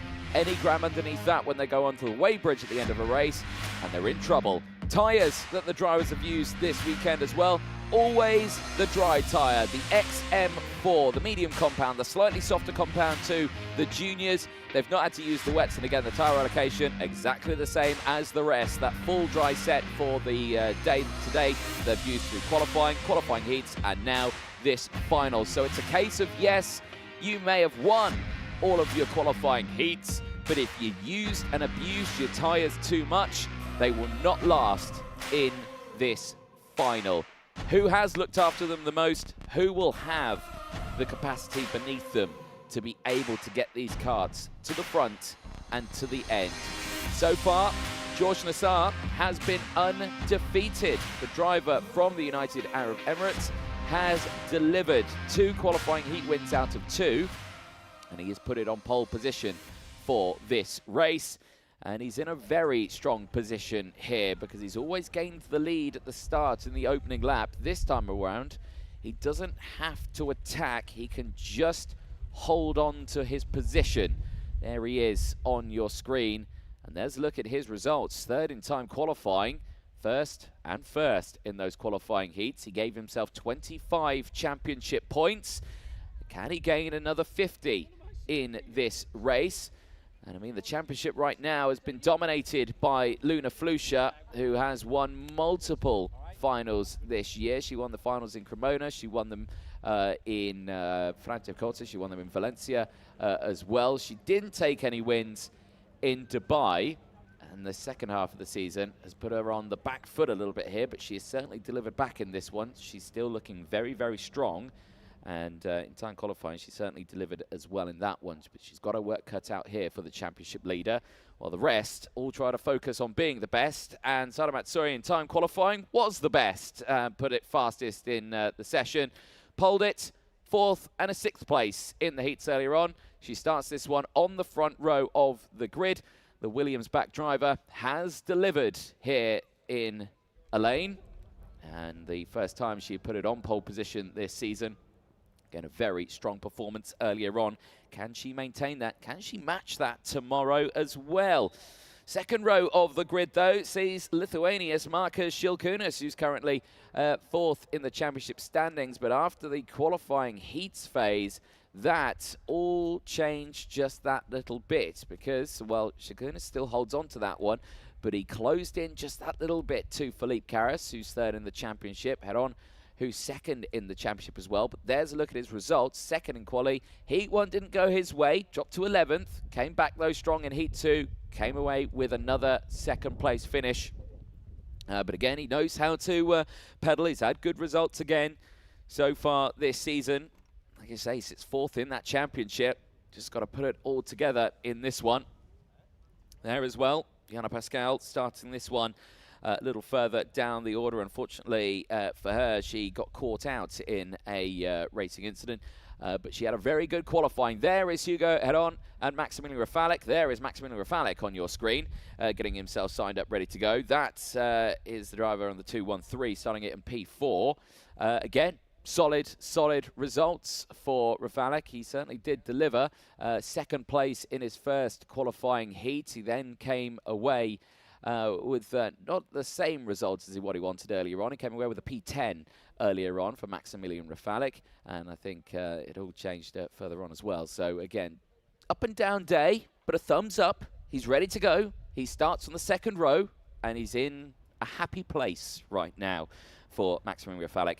He is joined, though, from the drivers behind. He'll have Charles Lambert for company. Directly behind will be Hugo Ron. There is the 237. That is Charles Lambert starting it on the third row of the grid. Strong day, 7th in quali, 10th in heat 1, 4th in heat 2. Good, strong results there, but again, just needs to deliver in this one. And just see what he can do. 1 minute board goes up, and we are moments away from getting this one started. Now, this race was due to start at 4 o'clock. It is a couple of minutes behind schedule at the moment, but we're bang on schedule here. Martin Bean and the marshalling team have done a brilliant job of keeping us bang on time, and all of these drivers certainly have delivered some strong results throughout the day, but it all falls down to this one here. 30 seconds now as the yellow flag waves at the front, which means Marshall's clear, and the mechanics get ready to fire up these engines for one last time today before the drivers and mechanics can rest easy tonight before a busy day tomorrow as well. Beautiful blue sky all the way throughout today, and the sun begins to set here in the United Arab Emirates. We wait for the whistle to blow. We wait for the green flag. We get that green flag as the engines fire up. It is finals time. Let's take you through that full final grid. George Nassar, after an absolutely superb day of racing, starts this one on pole position. Sadam Atsori, after a first ever pole position, starts this one second on that front row of the grid. Marcus Gilkunis and Maximilian Rafalik go from row 2. They'll have Charles Lambert and Hugo Hedon on row 3. Ghazi Motlaka and Sophia Sanfari, who has had her best weekend so far this season, starts it on row at number 4. They'll have Jean Caras and Casper Bonder alongside. They'll go from row at number 5. Luna Flusha and Charlotte Page round out row number 6. The two Discover Your Drive Initiative drivers starting next to each other on that 6th row. Sky Parker, in her second appearance in the championship, starts on the 7th row, and we'll have Adam Sador for company alongside. Falik Karas and Ella Latama go from row 8. They'll have Jabbar Al-Sabar and Mohamed Benemni, the final winner from Dubai, on row number 9. Isaac Say and Elizabeth Kozlova, they round out the top 20. They go from row 10. They'll have Cole Hewitson and Alessandro Biggie alongside. Sebastian Korpeng and Prick Stravino go from row 12. Rian Kairis and Yana Kapoor go from row 13. They'll have Anastasia Genesis and Gianna Pascal on row 14. Louis Hartman goes from row 15, rounds out the 29 kart field. Well, drivers will get them sorted out and ready for this. They'll get the temperature into the tyres. Again, they've had a busy day with these one. It was super easy to run these tyres down. It's a very coarse tarmac here. It's very hot temperatures as well, and it's a very fast track also. There's such high-speed turns that you lose the back end here or there, and you can have really run down tyres very, very quickly. So these drivers have really needed to look after these XM4 tyres, the medium compound, of course, relatively soft compound for the Vega tyres here. Really makes it a challenge for them. They have delivered, done what they've needed to do up until this point. Brand new day tomorrow, new tyres, new qualifying heats, and a new final. Today is about to end for the senior category and for the rest of the field as well. Could we see another different final winner once again in this one, or could we see a repeat of the rest? Luna Flusha so far has dominated the senior category. She's done exactly what she's needed to do. She's put herself through. Marcus Shilkunis as well, very strong performances. Then we went to Dubai. Hugo Hedon, Mohamed Menemni made it 4 different final winners. Could we see a 5th?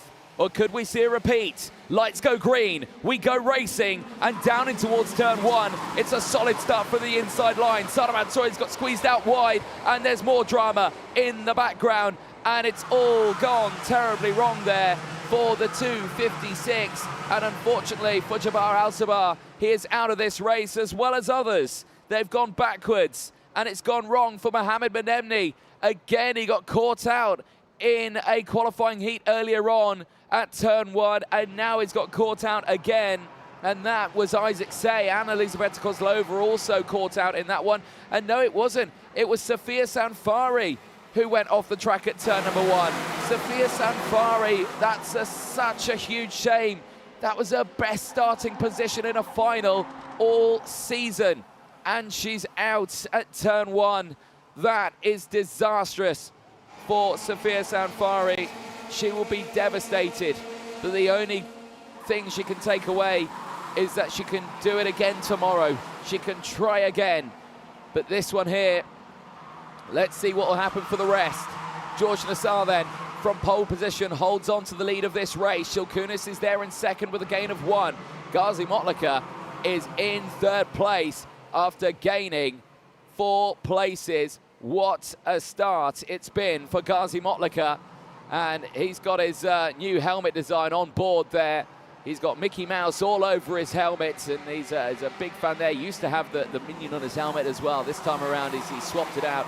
But he's up now into second place. He's having an absolutely outstanding start to his race. And he's digging deep here, trying to close in, and there's a big off there. And that's at turn, well, that's a little further around the lap. Now, that's a disastrous run there for the rest. Is that 239? Was that Alessandro Biggie, I think it was, off the track? And he has tumbled down the order, and he's tumbled down the order with Sebastian Corpeng, Prince Trevino, and himself. So the 3 of them caught out in an incident there, and certainly wouldn't be in their favour. Well, hopefully they can fight back in this race, but Alessandro Biggie will not be able to. He's fully out of it. There was a huge, huge moment there for Ghazi Motlaka. The exit of turn number 1. That's why that gap has opened up. There's George Nassar. He's clear by 1.1 seconds now from second place, which is Charles Lambert back into P2 now. He's closed back in. Ghazi Motlaka there in third then. Another podium for him would be a very strong performance. In fact, I don't think he's had a podium. He had really strong results in Cremona, but he's going to lose out on a podium position here, though. Shilkunis back down the inside. Claims P3 back from Ghazi Motlaka. And Karras now is able to close back in. Jean Karras, Hugo Heron, Philippe Karras, Elalatama, Saramatsui, and Luna Flusha round out the top 10 right now. But George Nassar, his gap has disappeared a little bit. Charles Lambert is starting to close in. And that is what we were talking about earlier on. We were talking about tyres and whether or not you've looked after them. Yes, George Nassar won both of his qualifying heats, but he had to fight for them. And with fighting, you use your tyres, you wear them down, you push them too hard. Has he done that here? Charles Lambert continues to just slowly reel in that gap, but it actually extends a little bit more here. So maybe it was just a dodgy lap on that last one that was able to let Charles Lambert close in. But Shilkunis now is closed in as well. He's piling on that pressure in there in third place. Ghazi Motlaka, though, still looking quick as Marco Shilkunis sets the fastest lap of the race, 55.6. He is a driver who has dropped down a little bit here and there, but he has certainly gained back. He's looked after his tyres. He knows how to look after his tyres. He's a very well-known driver in the world of kart racing in Europe. And now here on a global scene, as unfortunately more retirements coming in thick and fast. We have lost Rian Carouse. I believe that was walking away from his kart, so that is a big unfortunate one there. The driver representing the United Arab Emirates here this weekend. but that's certainly not gone his way. Confirmation, Adam Sador and Sebastian Corping also out of this race. Brick Verino, as we were saying, as well as Alessandro Biggie. So multiple retirements in this. We're down to 20 runners. There's a look at the previous final winners, and confirmation, Luna Flusha won nearly all of them. Valencia was the only one Marcus Shilkunis was able to win. That was the second final of the second round. But in Dubai, two separate final winners as well, with Hugo Heron and Mohamed Menemni, and it's looking like we could have another final winner here. We'll go from 4 to 5 if George Nassar can continue his trend and open up that gap. But Marcus Shilkunis might have something to say about that gap. It is increasing ever more, but he is broken away from the rest of the field in second place. But can he close that gap behind? This is how he did it, down the inside at turn 13. Had the momentum into the corner, was able to maintain it through turn 14, and later just extended that second place lead. And you can see now Charles Lambert on the back foot and under pressure and runs wide, and Ghazi Motlaka goes for the move down the inside, completely invited to the inside line. There was Ghazi Motlaka, and the driver from Mozambique certainly delivering, and he's having an absolutely fantastic final in this one. Got caught out earlier on in the day, but now has stayed focused. He's pushed his way through here now. He's up a very strong performance. Eyes on the drivers behind, as the encouragement coming in there very thick and fast for Jean and Philippe Carras. The two brothers out on circuit, currently running in 5th and 7th place. You get on between the two of them. And of course, the two brothers running together, they've got two brothers as mechanics as well. And mechanics are not related to the drivers, but mechanics are related to each other. And so it's a brother-brother team for the Carras brothers. There was the start of that race. Unfortunately for Safia Samfari, just getting caught out there. And how on earth did that unfold? Oh yeah, just clipped the rear bumper of the driver in front, a jab of the brakes just to slow it down, and unfortunately sent the back axle facing 180 degrees the other way, and then unfortunately the rest of the field coming into shot, and that just ended Safia Samfari's race, and unfortunately caught out many others in their race as well. Well, George Nassar still controlling this race, looking very strong right now, breaking away from the rest of the field. But still, that gap continues to open up a little bit, 1.4 seconds from the rest of the field. But George Nassar holding on from Marcus Shilkunis, Motlaka from Carras, then it's Heron from Charles Lambert, then it's Philippe Carras from Luna Flusha, so the fastest up of the race earlier on. She's still pushing her way through in this one, as Charles Lambert still there as well. Elaladama, Salamatsoi still in this race inside the top 10. Curious to see what happens as this race progresses, as down the inside there, changes happening thick and fast. Jean Carras getting past the likes of Ghazi Motlaka earlier on, but meanwhile, these drivers certainly digging deep. But let's see what happens as this race goes on.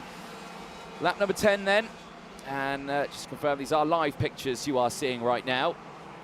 And all the way throughout, these drivers have dug deep here, as right now Ghazi Motlaka holding on to his position. George Nassar holding on to first. Shilkunis, though, in second, continuing to try and close the gap. The gap's still 1.4 seconds right now. Ghazi Motlaka in third, still from Hugo Heron. Jean Carras from Charles Lambert. Philippe Carras and Luna Flusha. Elaladama, Salamatsoi still running out the top 10. Here, though, is not your lead battle. This is third place downwards, as technical flags coming out there, and unfortunately that's going to Casper Bonder, the 212. Now, where is Casper Bonder out on circuit? He's running in 19th place. I suspect, someone has spotted something wrong with his kart, and unfortunately that will mean his final chances are over in this race. Lambert breaking away, still in P6 at the moment. George Nassar controlling this race. He's not been able to hold off, though. Marcus Shilkunas is starting to close in a little bit here. Now, he set the fastest lap of the race earlier on, did Marcus Shilkunas on that last lap, 54.4. That was around 0.2 faster than George Nassar. That gap has come down again to 1.2 seconds. So the race lead is closing down, but is it at a rate fast enough that there could be some fireworks at the end of this race? Well, it comes down even more, fractionally more between the two of them. But still, 1.2 seconds is the gap. Gazi Motlaka, again, continuing to hold on to that position, has delivered what he's needed to do here. He had the good round in Cremona. That round certainly played into it. I can hear that technical flag is an exhaust, and that will be a race over for Casper Bonder. The exhaust coming off is certainly not what you want to see. But eyes on this one here. There, Nassar, Shilkunas, Motlaka, head on, Karas, Lambert, Karas, Flusha, Matsui, Vladimir in top 10. Cole Hewitson fighting back. Had a big moment in his qualifying heat earlier on. Went skywards. Incredible control to keep it on the straight and narrow. But he's had to fight back in this final. He certainly had to dig deep, and it's still to the 19 runners, of course. Casper Bonder, the latest retirement with that exhaust. And the rest of the field still breaking away. Gazi Motlaka here on your screen. This is the battle for third place. Head on and Karas. Jean Karas, I should say, just behind. Philippe Karas a little further behind, currently in 7th place. Like you say, Charles Lambert between the two Karas brothers. So how is that gap doing? Marcus Shilkunas and George Nassar. Well, it stayed the same. I think George Nassar has responded about those laps, and he has started to open it up once more. Back to 1.28 seconds now from Marcus Shilkunas.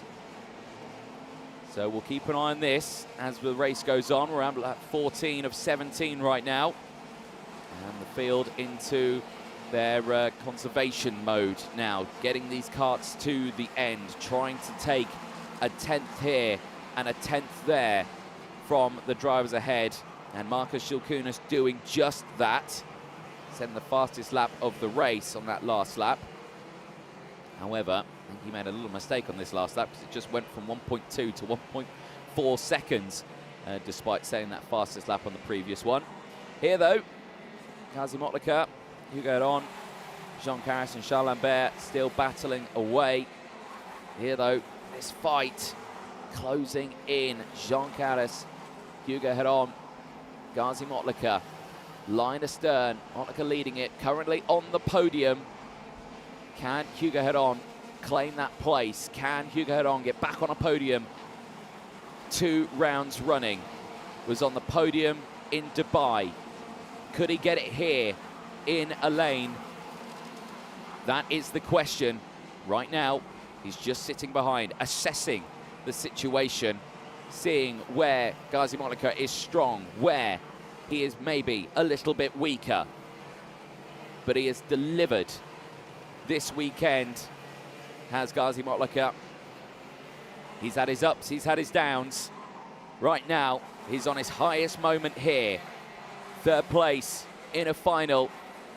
He's looking to claim his first podium here, but here to the inside, Hugo on, and he goes in deep, and he's going to lose out on that position as well. And look at this, Jean Karas gets 2 for 1, but Gazi Motlaka fights back. Motlaka fights back on lap 16. The last lap board will be out this time to the drivers. Oh, and there's contact, and round goes the treble 2. Jean Karas is out and broken on the apex of turn 2. The field must avoid, and they do. He's out of this race, but what on earth happened there? Well, they were so close to each other. The battle for 3rd was on. Now, what happened there? Because Jean Karas is not happy at all. He's looking directly at the driver. Is that Luna Flusha? It is. It's Luna Flusha. She's out of the race as well. That's also at turn number 2. Now, was she involved in that fight? Now, if she was, she closed in very quickly, or she just got caught out the last stage. She's going to try and get it restarted, but no, she's out. Championship leader, well, the second half of the season is not going her way, but we're on the final lap of this race. George Nassar still controls this race. He leads by 1.2 seconds from Marcus Shilkunis. Marcus Shilkunis with this will be able to close his championship gap up, but he still sits fourth. Luna Flusha won't score points in this final. She'll stay on 512. Hugo Heron, at the moment in P4, will close the gap, 439 points. But here, George Nassar, he's going to claim seventh in the championship with this, with 230 points. Out of the final corner, George Nassar becomes the fifth different final winner in the Champions of the Future Academy program here in the United Arab Emirates. George Nassar claims his first final, and he can be delighted with that one. Marcus Shilkunis, 1.3 seconds further down the road, takes second place ahead of Ghazi Motlaka, Hugo Heron, and Philippe Canis. Charles Lambert from Cole Hewitson recovering back to seventh place, 14 places gained for Cole Hewitson. A superb drive. Sara Matsui finishes in 8th place. She does not need to be disheartened by that. She pulled it in time qualifying. She had good qualifying heat results, and Sara Matsui comes away with a top 10 finish in the final. And with the pace that she had today, let's see if she can match that tomorrow as well with a brand new day. The rest of the field there coming up on your screen. 9th place was Ella Ladama. Sky Parker finishing in 10th place in the final. A superb drive from Jabbar Al-Sabah. Louis Hartmann, 17 places gained, becomes the biggest mover, finishing in 12th place ahead of Charlotte Page. Yana Kapoor from Maximilian Rafalik. Anastasia Gerasis finishes the 16 karts that finished that race on track. The rest of them from 17th all the way down to 29th, all retirements. Gianna Pascal was the last of them. Jean Caras, Luna Flusha, Casper Bonda, Ryan Carouse, Adam Sador, Sebastian Corpeng, Prince Trevino, Alessandro Biggie, Sofia Sanfari, Mohamed Menemni, Isaac Say, and Isabeta Kozlova. But there, George Nassar becomes the fifth different final winner, and he can be delighted with that one. Driver representing the United Arab Emirates, smiles and thumbs up for George Nassar as he makes his way to the weighbridge to end the day here in the Ain Raceway circuit. But don't go anywhere, of course. Podium presentations taking place a little bit later on. They'll be around 5 o'clock local time, which is around 35 minutes or so. But for the three categories there, a very dramatic opening stage to this weekend. But let's see what happens then as these drivers get themselves sorted out for the podiums later on today. Yeah, you can see for some drivers a big walk back. But I want to know what on earth happened to the drivers at the end of that one. Jean Caras was very, very not happy at all. He was fighting for third. He was with the likes of Ghazi Motlaka. He was with the likes of Hugo Heron. But what happened between the two of them, I'm sure we'll find out. And crucially, what happened to Luna Flusha, championship leader going into this weekend? She still is at this moment in time, but she was out of this race as well and unsure. Here's a look at the start. And again, for George Nassar, no drama. Straight to the inside. There was drama further behind, though. There, Sofia Sanfari, unfortunately spinning and causing the likes of Mohamed Menemni, Isaac Say, and Elisabetta Kozlova all to get caught out as well. And their race was over at the very start. And there you can see drivers into the gravel trap and into the barriers.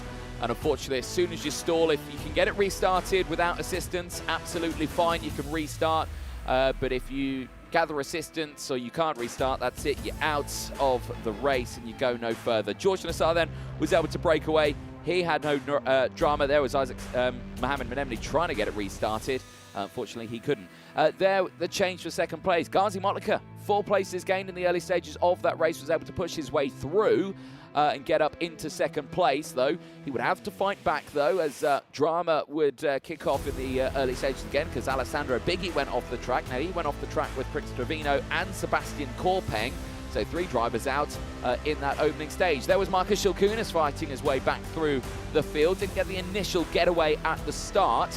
Came back, though, back up into second place. He was able to break away from the drivers behind. There was Ryan Caruz, unfortunately also retiring. Not sure what happened to him. You could just see him walking away from his kart and going no further. But this here, there. So, Motlaka going defensive, but too defensive, and the contact was made between the 2 drivers, and you can imagine Jean Caras is not going to be happy with that one.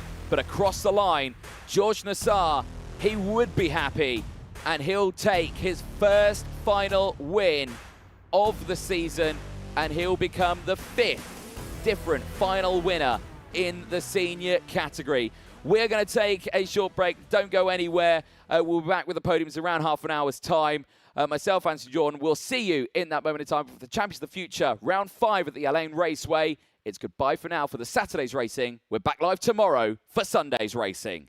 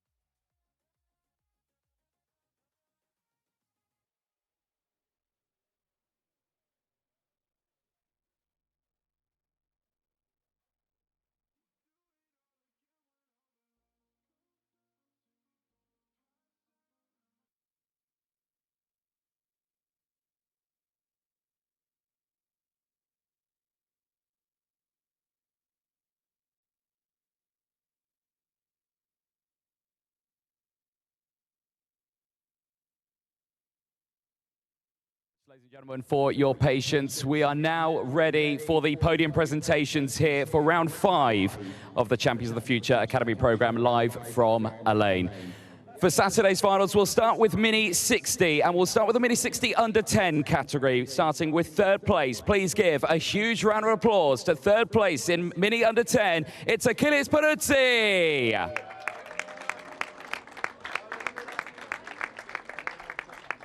In second position, give a huge round of applause for Ava Lawrence. And your winner in the Mini under 10s and the Mini 60s, give it up for Nicolo Perico.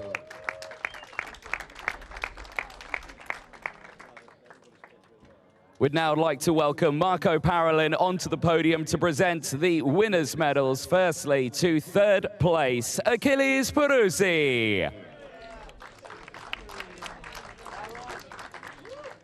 To second position, Ava Lawrence.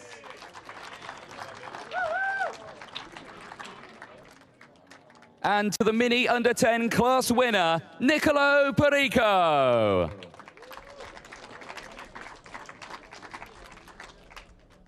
Well, Marco, you join the top 3 up there for a nice big smiley photo. Nice big smiles in front of you, drivers. Big thumbs up as well. Brilliant end to your day for the Mini under 10. One big round of applause, please, for your Mini under 10s in Mini 60.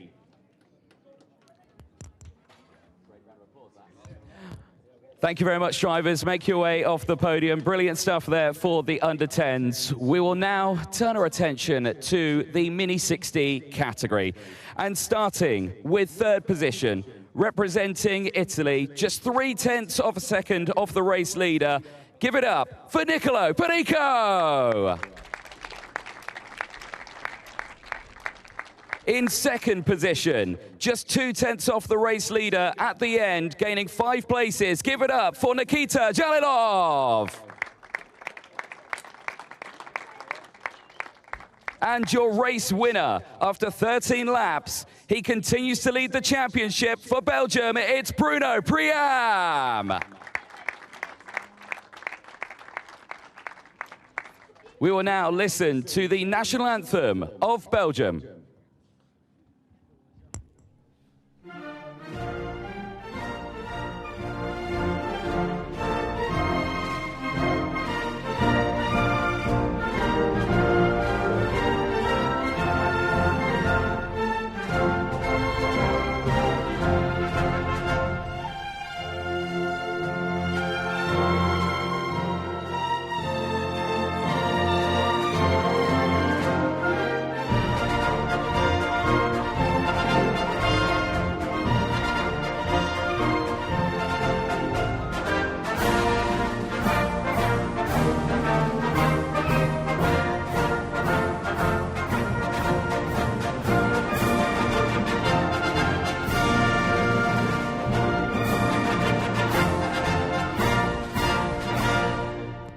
Give it up for your top 3 in the Mini 60 category. We'd now like to welcome Marco Parolin onto the podium to present the winners' trophies. And firstly, to third place, Nicolo Perico.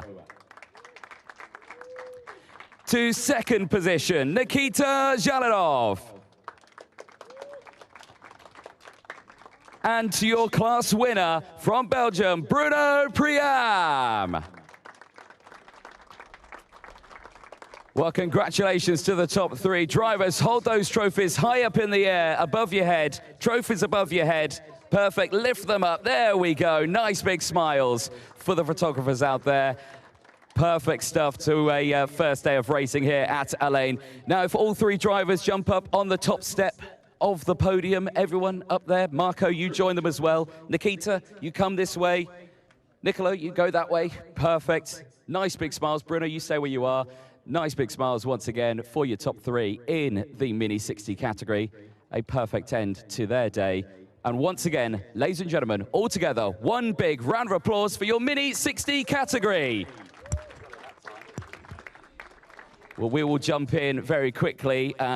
Bruno, don't go anywhere. Do you want me to come up there? Or you come down here? You're going to come down here. Perfect. Now, I know You want to speak in French if you want, that's fine. Bruno, brilliant end to your first day of racing. How are you feeling? The sunshine here, you maintain your championship lead. It's all going your way, isn't it? Bah, je suis content d'avoir gagné et après pour le championnat, essayer de gagner le plus de points possible et au moins demain, si j'arrive à marquer aussi de points, bah, je suis déjà champion. Tomorrow, busy day. Are you looking forward to it? Are you ready? Bah, si demain j'arrive à gagner les deux, bah, au moins si je gagne la course, bah, au moins je pourrais être champion. Excellent. Congratulations. Once again, top three. Give it up for your top three in Mini 60.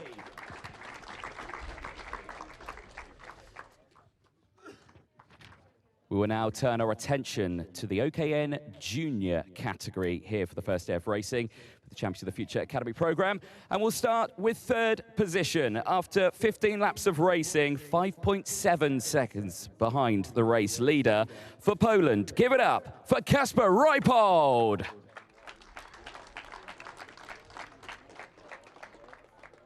In second position, in his first appearance in the Academy program from Ireland, give it up for Daniel Kelleher.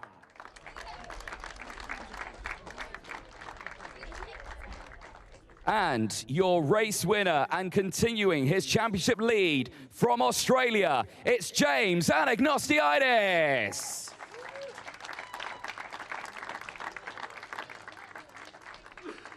We will now listen to the national anthem of Australia.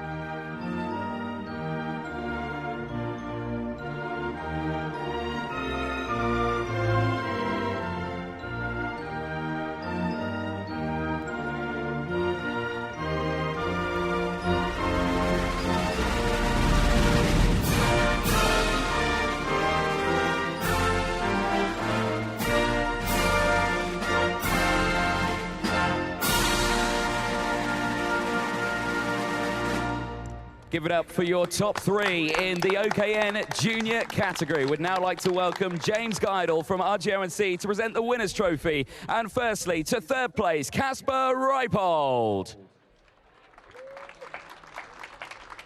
To second position, Daniel Kelleher.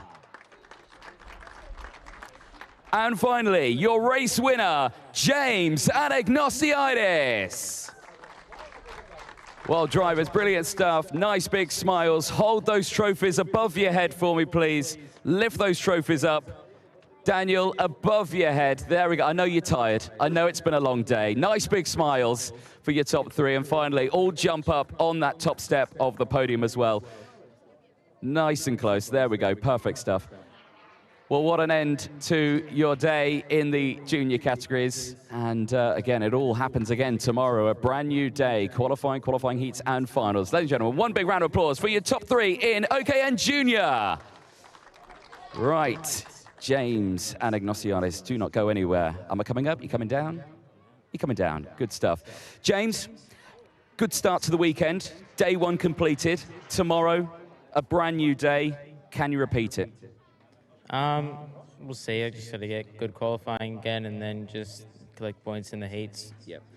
Championship's going your way. This is what you need. You've got one more day, obviously, tomorrow. You've got one more round at Alpha San to go. Do you reckon that it could be possible? Yeah, I just need DNFs, just points. Doesn't matter if I don't win the races, but just collecting points.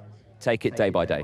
That's what you need. Well, congratulations. Well done. Enjoy the trophy, and we'll see you out there tomorrow and see what you can do. Well done. Thank you. Excellent stuff. Once again, give it up for your juniors in OKN.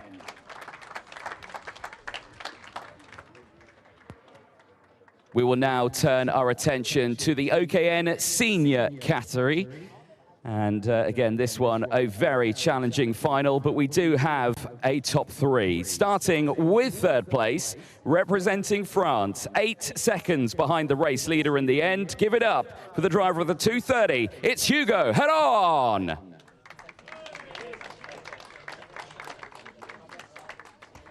In second position from Lithuania, just 1.3 seconds behind the race leader. Give it up for Marcus Šilkūnas.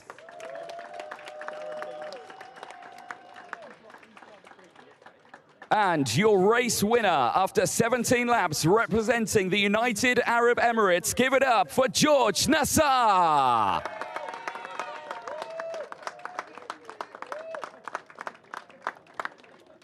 We will now listen to the national anthem of the United Arab Emirates.